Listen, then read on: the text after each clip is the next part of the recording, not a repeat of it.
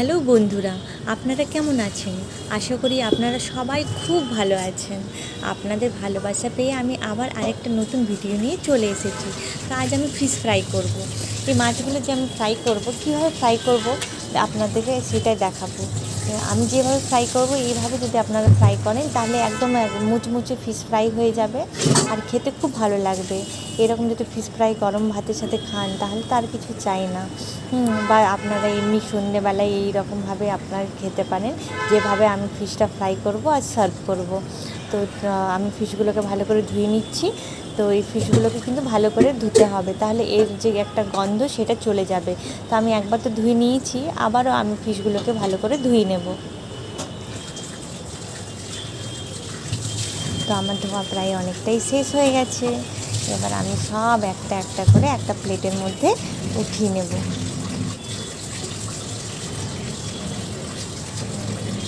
তো দেখুন কত ফিশ, তাই না?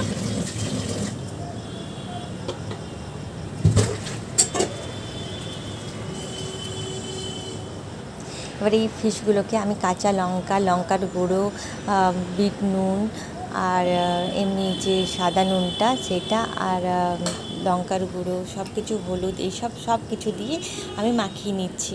ফার্স্টে তো একটু একটু করে মশলা দিলাম, মানে নুন, হলুদ এগুলো সব দিলাম। এরপর কিন্তু আমি সবগুলো একসাথে ঢেলে নেব।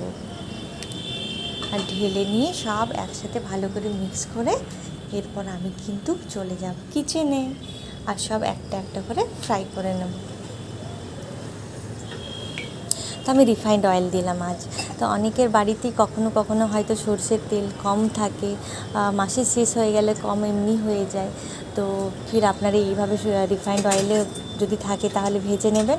আর এতে যে মানে সর্ষের তেলের যে গন্ধটা সেটা কীভাবে আসবে তার জন্য কিন্তু এই ভিডিওটা দেখতে হবে।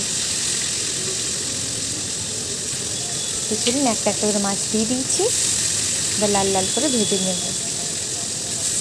তো আপনারা এই লোহার কড়াইয়ে কিন্তু মাছ ভাজবেন, তাহলে কিন্তু খেতে খুব ভালো লাগবে, খুব ক্রিস্পি হবে।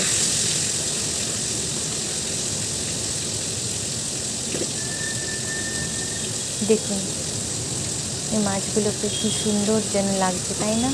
লঙ্কার গুঁড়ো, নুন, হলুদ এগুলো সব মাখিয়ে নিয়েছি। দেখতেও সুন্দর আর খেতেও এর থেকে বেশি সুন্দর লাগবে। তো কথা বলতে বলতে অনেকটাই ফ্রাই হয়ে গেছে, এবার আমি সব একটা একটা করে পাল্টে নেব। তার আগে কিন্তু আমি এক চামচ সর্ষের তেল দিয়ে দিলাম। এটাতে কী হবে না, এই যে আমি রিফাইন্ড অয়েলটা দিয়েছি, এইটাতে যে রিফাইন্ড অয়েলের গন্ধটা চলে যাবে আর সর্ষের তেলের গন্ধটা এসে যাবে। তা আমি এই মাছগুলোকে উল্টো পাল্টা করে ভেজে নিচ্ছি।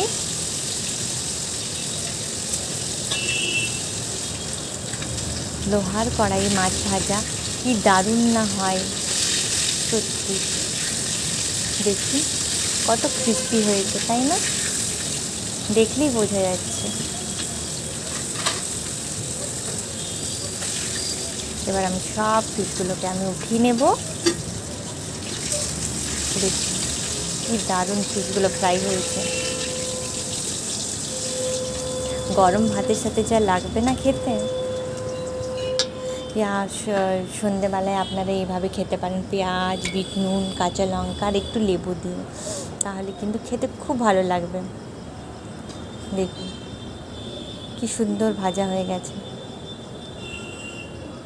দেখুন এইভাবে আপনারা কিন্তু টিভি দেখতে দেখতেও খেতে পারেন। বিকেলবেলায় অনেক টাইম আমরা ভাবি যে কী খাই, তো অনেকে মুড়ি পছন্দ করেন, অনেকে করেন না। তো আর অনেকে হয়তো ময়দার জিনিস পছন্দ করেন না। তো একটা দুটো যদি এইরকম মাছ ভাজা হয়ে যায় তাহলে তার কিছু বলাই যায় না, তাই না? কি দারুণই হয়েছে, তাই না?